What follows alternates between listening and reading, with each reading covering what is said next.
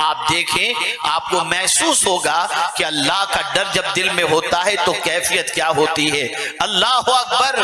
ایک عورت جس کی زندگی اللہ کی بندگی میں گزرتی تھی، جس کی زندگی اللہ کی اطاعت میں گزرتی تھی، لیکن اس کا شوہر جو وہ خود بھی بہت بڑا عابد تھا لیکن اس کے بچے بہت زیادہ تھے، یعنی میاں بیوی کے بچوں کی تعداد بڑی تھی۔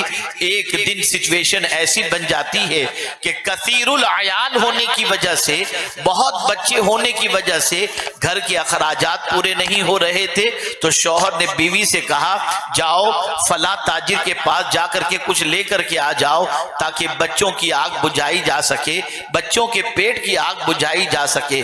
خاتون جاتی ہے اور جانے کے بعد تاجر کے سامنے اپنا معافی ضمیر پیش کرتی ہے۔ تاجر فاسق تھا، اس کے دل کے اندر اللہ عز و جل کا ڈر نہیں تھا۔ موقع کا فائدہ اٹھاتے ہوئے اس نے اس عورت سے کہا کہ تم میری خواہش پوری کر دے، میں تیری ضرورت کی تکمیل کر دوں گا۔ عورت چلی گئی۔ گھر جب پہنچتی ہے تو شوہر کہتا ہے بچے بھوک سے بلک رہے ہیں، کچھ لے کر کے آئی ہو؟ اس عورت نے کہا نہیں، کچھ نہیں ملا۔ اپنے شوہر سے یہ نہیں کہا کہ فلاں تاجر نے اس قسم کے جملے استعمال کیے۔ کچھ دیر تک بچوں کو بلکتا ہوا دیکھ کر برداشت نہ ہو سکا، پھر وہ تاجر کے پاس گئی۔ جب تاجر کے پاس پہنچتی ہے اور اپنے بچوں کے بلکنے کی بات کرتی ہے تو وہ یہی کہتا ہے کہ تم میری خواہش پوری کر دے، میں تجھے مالا مال کر دوں گا۔ عورت گھبرا جاتی ہے۔ کبھی بچوں کی بھوک، بچوں کا تڑپنا، بچوں کی پریشانی اس کے دل و دماغ پر چھا جاتی ہے، کبھی اللہ کا ڈر، اللہ کی بارگاہ میں کھڑے ہونے کا تصور وہ اسے کانپنے پر مجبور کر دیتا ہے۔ لیکن بچوں کے سامنے وہ ہتھیار ڈالتے ہوئے وہ یوں کرتی ہے کہ اس کے ساتھ رضامندی کا اظہار کر دیتی ہے۔ ابھی تنہائی میں دونوں پہنچے ہی تھے کہ عورت کا بدن کانپنے لگتا ہے اور اس کے بدن پر کپ کپی طاری ہوتی ہے۔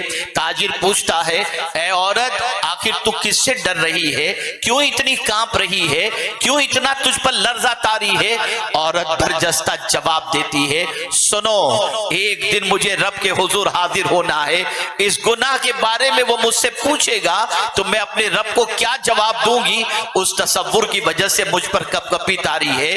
عورت کا خوف خدا سے لرزنا اس تاجر پر اتنا ایفیکٹ کرتا ہے کہ وہ تاجر یہ جملہ استعمال کرتا ہے جب تو بھوکی رہ کر اللہ سے اتنا ڈرتی ہے تو میں تو پیٹ بھرا ہوں، مجھے زیادہ ڈرنا چاہیے۔ اور یہ کہتے ہوئے وہ کمرے میں گیا اور جا کر بہت سارا مال و منال لا کر اس عورت کو دیا اور کہتا ہے تو مجھے معاف کر دے، اللہ اکبر، اور دعا کر کہ میری غلط نیت کو اللہ بھی معاف فرما دے۔ اللہ اللہ، وہ عورت دعائیں دیتی ہوئی مال و منال لے کر گھر چلی جاتی ہے۔ ادھر اس نوجوان تاجر کی زندگی میں تبدیلی پیدا ہوتی ہے۔ حضرت موسیٰ کلیم اللہ علیہ الصلاۃ والتسلیم کو اللہ وحی نازل فرماتا ہے اور ارشاد فرماتا ہے فلاں جگہ جاؤ، ایک تاجر ہے، اسے جا کر یہ خوشخبری سنا دو کہ اللہ نے اس کے سارے گناہ معاف فرما دیے ہیں۔ اللہ اکبر۔ حضرت موسیٰ علیہ السلام اللہ کے کلیم جب اس کے پاس پہنچتے ہیں اور اسے مزدعے جاں فضا سناتے ہیں کہ اللہ نے تیرے سارے گناہ معاف فرما دیے ہیں، لیکن حضرت موسیٰ علیہ السلام نے یہ کہنے کے بعد ارشاد فرمایا اے نوجوان ذرا بتا تو صحیح، تو نے وہ کون سی عظیم نیکی کی ہے جس کی وجہ سے اللہ نے تیرے گناہوں کو معاف کر دیا؟ اتنا سننا تھا۔ وہ نوجوان کہتا ہے اور پورا واقعہ سناتا ہے مجھ پر نفس حاوی تھا، شیطان حاوی تھا، میں گناہ کی طرف آمادہ ہو چکا تھا، لیکن ایک عورت کے خوف خدا سے لرزنے نے مجھے توبہ کی توفیق عطا فرما دی، جس کی وجہ سے اللہ نے میرے گناہوں کو معاف فرما دیا۔ جب عورت خوف خدا سے لرزتی ہے تو آوارہ کا مزاج تبدیل ہو جاتا ہے۔ جب عورت اللہ کے ڈر سے کانپتی ہے تو بگڑا ہوا انسان توبہ کی طرف مائل ہو جاتا ہے۔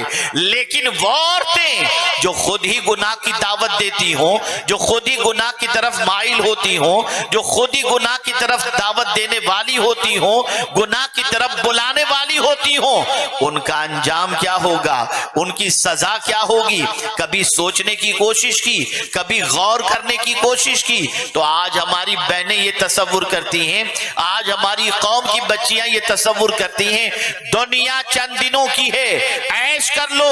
یہ عیش کرنے کی جگہ نہیں ہے، یہ اللہ کے خوف سے لرزنے کی جگہ ہے، اور یہاں رہ کر اپنی آخرت کو سنوارنا ہے، اور اللہ کی بارگاہ کی حاضری کے تصور کو ہمیشہ پیش نظر رکھنا ہے۔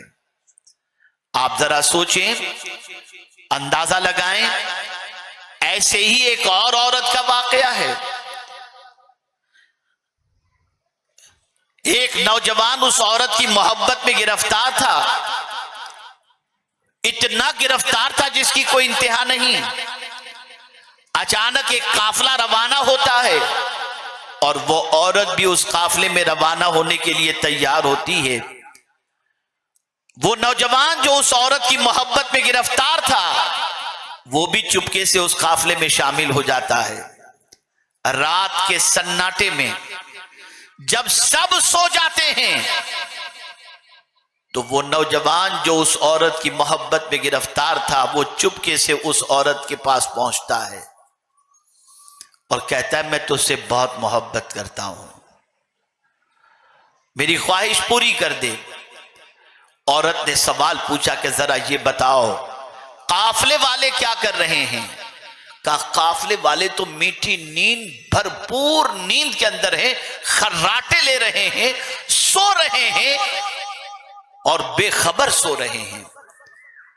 نوجوان نے جب یہ کہا تو اس عورت نے جواب دیا، اے برا ارادہ رکھنے والے، ذرا یہ بتا سب کے سونے کا تو تجھے یقین ہے، رب کے بارے میں کیا خیال ہے؟ اتنا سننا تھا، اس شخص کی آنکھوں سے آنسو نکل گئے۔ اس نے کہا اللہ تو سونے سے پاک ہے۔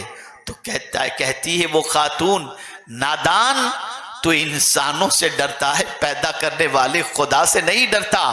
بس اس بندے نے توبہ کر لی اور اس کے بعد کبھی گناہ کا قصد و ارادہ نہیں کیا۔ پتہ یہ چلا عورت اگر اللہ عز و جل کا ڈر دل کے اندر پیدا کر لے تو اس کی وجہ سے معاشرہ سنور سکتا ہے، آوارگی مٹ سکتی ہے، اور گناہوں کے دلدل میں ڈوبنے والے نوجوانوں کو سنورنے کا موقع مل سکتا ہے۔ لیکن وہ عورت جو اپنے آپ کی طرف مردوں کو مائل کرتی ہیں، مردوں کو اٹریکٹ کرتی ہیں، رسول اعظم صلی اللہ علیہ وسلم نے فرمایا وہ عورتیں جہنمی ہیں اور انہیں جنت کی خوشبو تک نصیب نہیں ہو سکتی۔